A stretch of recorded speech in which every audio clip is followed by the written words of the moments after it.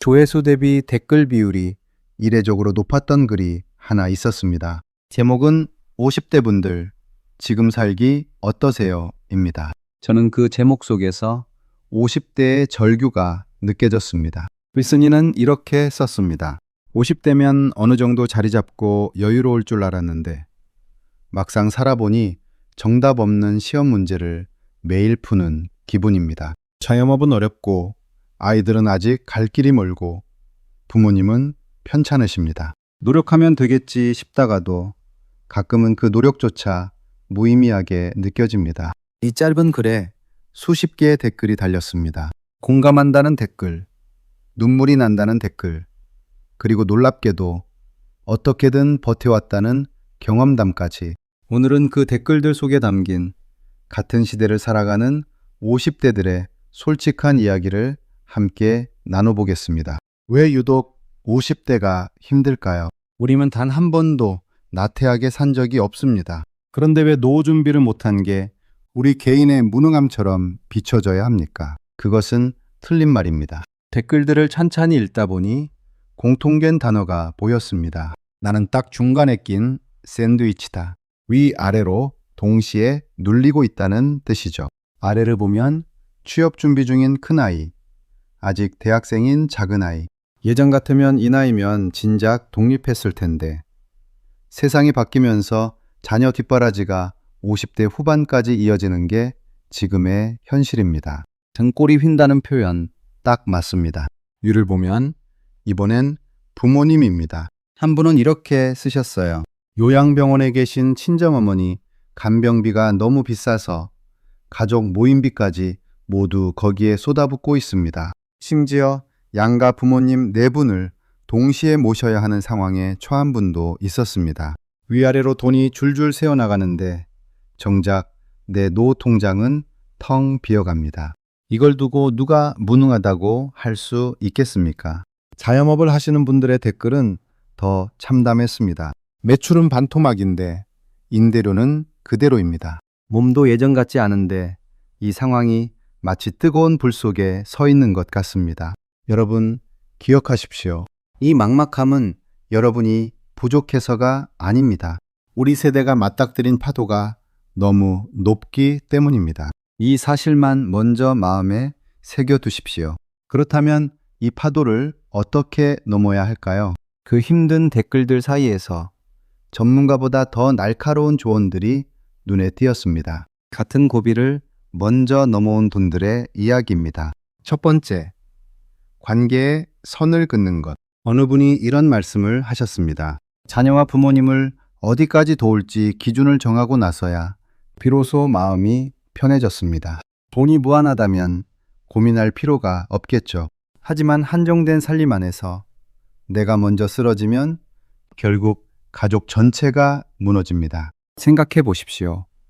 비행기가 위급 상황이 되면 산소 마스크를 어떻게 씁니까?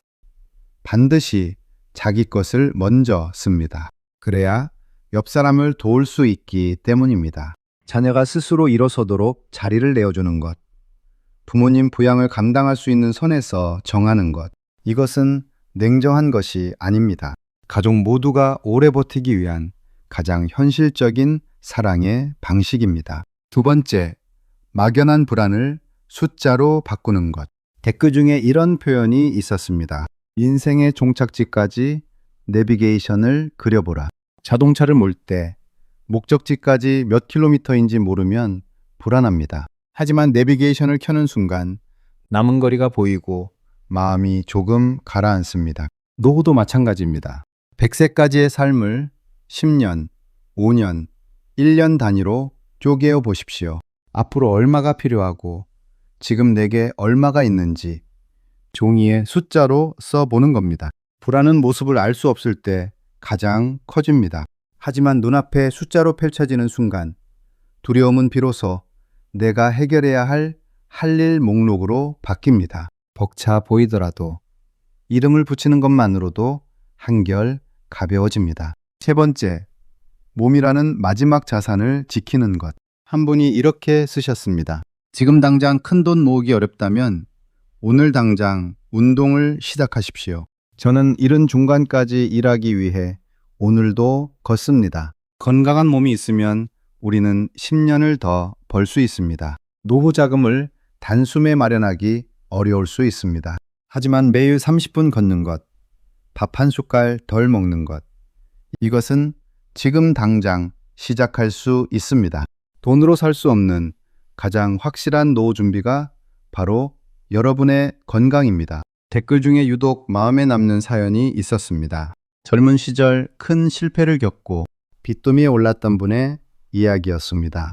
지금은 소박한 월급쟁이로 살고 있지만 오히려 마음이 편안해졌다고 하셨어요. 그분은 이렇게 썼습니다. 남의 시선 신경 쓰는 것을 그만뒀습니다. 제가 찾은 것은 소박한 만족이라는 이름의 북극성이었습니다. 옛날 뱃사람들이 방향을 잃었을 때 올려다보던 그 별 말입니다. 어둠 속에서도 한자리에 고정되어 길을 알려주는 별. 이분의 북극성은 거창한 것이 아니었습니다. 비싼 외제차도 큰 아파트도 아니었어요. 배우자와 저녁 무렵 동네를 함께 걷는 것. 아침에 눈 떴을 때 몸이 아프지 않은 것. 그것이 북극성이었습니다. 여러분의 북극성은 무엇입니까? 누군가에게는 건강일 수 있고 누군가에게는 오랜 친구와의 점심 한 끼일 수 있습니다. 아직 모르셔도 됩니다. 하지만 이것만은 기억해 주십시오.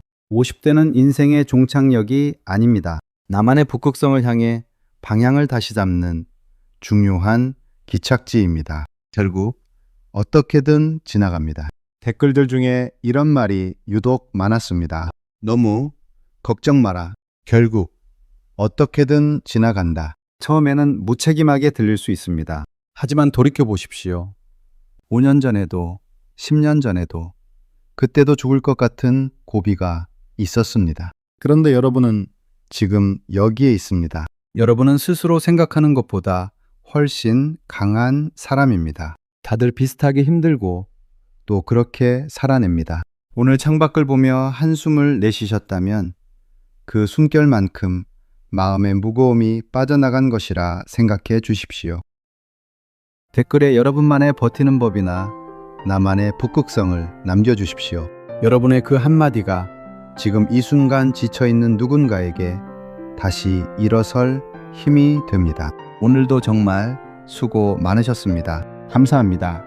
지금까지 옆집 인생수첩이었습니다. 구독과 좋아요는 항상 저희에게 힘이 됩니다.